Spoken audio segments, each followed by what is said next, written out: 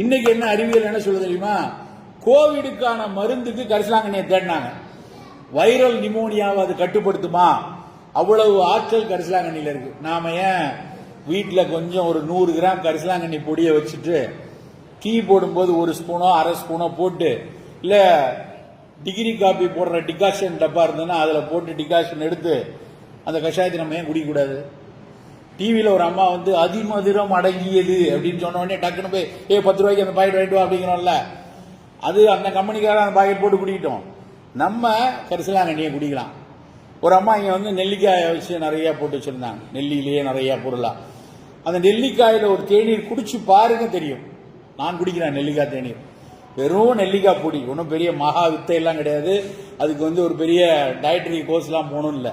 வெறும் நெல்லிக்காய் பொடியை ஒரு அரை ஸ்பூன் போட்டு டிகாஷன் இறக்கி அழகாக அதில் வந்து கொஞ்சம் போல சொட்டு தேன் விட்டு சூடாக குடிங்க. எவ்வளவு சிறப்பு தெரியுமா? நெல்லிக்காயினுடைய விட்டமின் சி வந்து ஹைலி தெர்மோஸ்டேபிள்.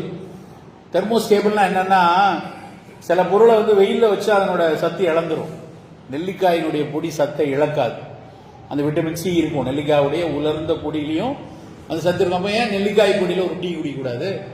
ஒரு நாள் நெல்லிக்காய் டீ, ஒரு நாள் கரிசலாங்கண்ணி டீ, ஒரு நாள் ஆவாரம் பூ டீ, ஒரு நாள் இஞ்சி சுக்கு. ஒருத்தர் வச்சிருக்காரு சார், ஒரு கேரளாக்கார மாதிரி தெரிஞ்சாரு. இஞ்சி சுக்கு, இஞ்சி மஞ்சள், அப்படி நிறைய டீ வச்சிருக்காங்க. நம்ம ஏன் அதை குடிக்கக்கூடாது? நம்ம எதுக்கு எப்போ பார்த்தாலும் போய் அமேசானில் ஆர்டர் போட்டு 3 ரோசஸ் டீ, அப்படி பிராண்டு டீ இருக்கட்டும், வெளியே எங்கேயோ வாங்கிக்கிட்டோம். நம்ம நம்மளுடைய காலை பானம் ஃபங்க்ஷனல் பிவரேஜா இருக்கணும். What is called functional beverage or nutraceutical அப்படின்னா, ஏதாவது ஒரு வகையில நம் உடல் ஆரோக்கியத்துக்கு பயன் தரக்கூடிய ஒரு பொருளாக இருக்கணும்.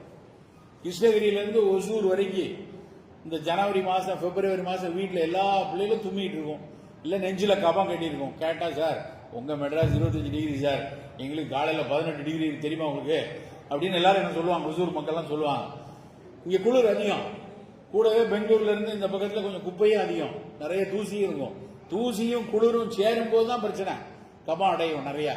அப்போ இந்த நவம்பர் டிசம்பர் ஜனவரியில தேநீருக்கு பதிலாக நல்ல இஞ்சி டீ, துளசி டீ, நெல்லிக்காய் டீ, கரிசலாங்கண்ணி